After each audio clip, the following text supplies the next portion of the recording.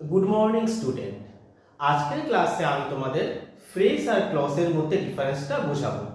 দেখো, যখন আমরা কিছু ওয়ার্ডকে একটা নির্দিষ্ট অর্ডারে বসাই, তখন সেই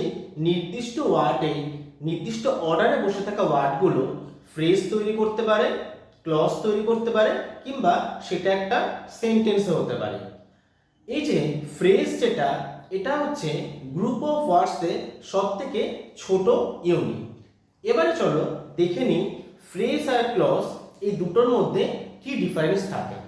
দেখো, ফ্রেজ হচ্ছে এমন কিছু ওয়ার্ডের সমষ্টি যার মধ্যে কোনো ফাইনাইট ভার্ব থাকবে না এবং সেটা কোনো কমপ্লিট সেন্স দেবে না।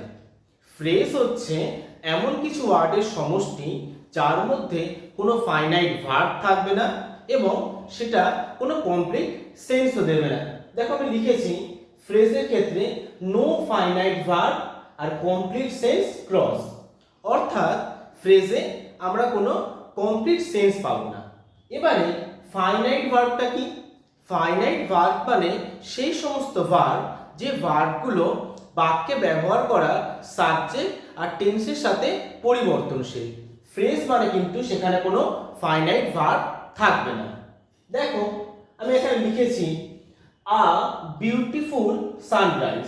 এখানে ওয়ার্ডগুলো কিন্তু ঠিক অর্ডারেই রাখা হয়েছে, আ বিউটিফুল সানরাইজ, কিন্তু এই তিনটে ওয়ার্ডের মধ্যে কিন্তু একটাও ফাইনাইট ভার্ব নেই এবং এটা কোনো কমপ্লিট সেন্সও দিচ্ছে না। তাহলে খুব সহজেই আমরা বলতে পারি আ বিউটিফুল সানরাইজ একটা ফ্রেজ।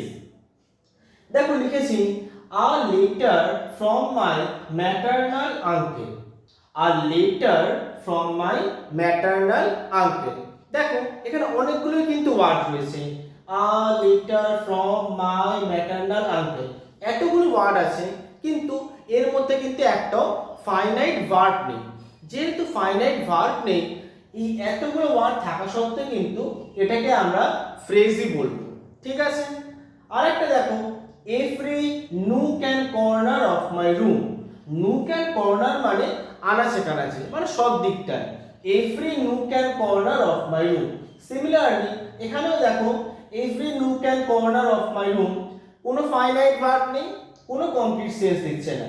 তাহলে এই যে তিনটে, a beautiful sunrise, a letter from my maternal uncle, every nook and corner of my room, যেহেতু এই তিনটে জিনিস, তিনটে গ্রুপ অফ ওয়ার্ডস, এখানে কোনো ফাইনাইট ভার্ব নেই, আমরা সহজেই বলতে পারি এই তিনটে কিন্তু ফ্রেজ।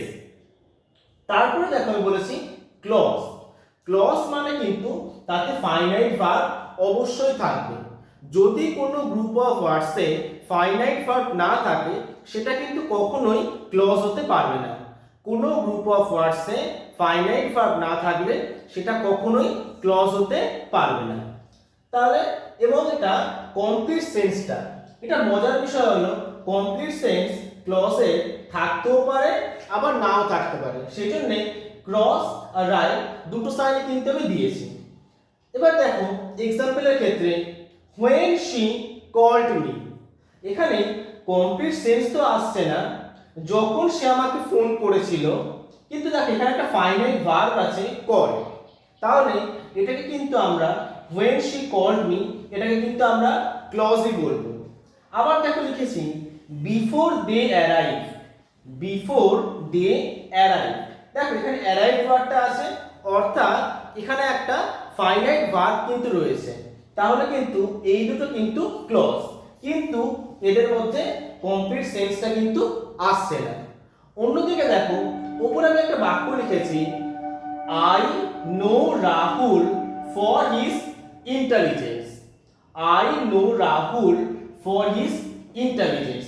দেখো, এই যে পোর্শনটা ফর হিজ ইন্টেলিজেন্স, এখানে কিন্তু কোনো ফাইনাইট ভার্ব নেই, ফর হিজ ইন্টেলিজেন্স। তাহলে এই যে পোর্শনটা ফর হিজ ইন্টেলিজেন্স, এটা কিন্তু বাক্যের ফ্রেজ।